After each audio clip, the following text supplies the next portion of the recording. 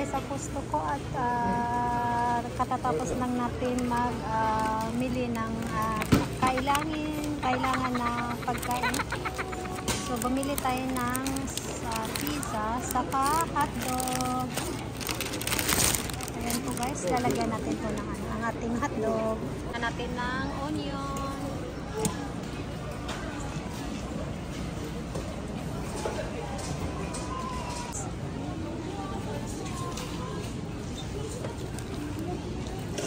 Ketchup.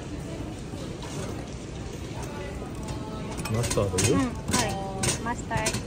なんで？ Yan ang ketchup. はい。これない？ Ay, tinay.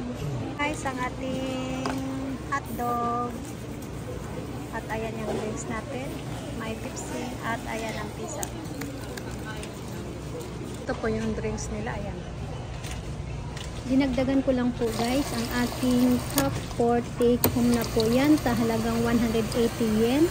Ay ayan po, pwede pong magdagdag lagi ng gusto mong inumin. At ayan po guys, ang mga prices po sa pagkain dito po sa Costco. Napakamura po talaga ng hotdog nila sa halagang 180 yen. Pwede ka nang uminom ng drinks hanggat sa gusto mo. Ayan po guys, uwi na po tayo ng bahay. Guys, dito na po tayo sa bahay at ito po yung nabili namin na buri or yellowtail amberjack na isda. At ito po guys ay aking i-slice para po gawin na sashimi or kilawin po guys. At ito hihiwain ko na po siya guys. Ay hindi naman po ako kagalingan maghiwa, so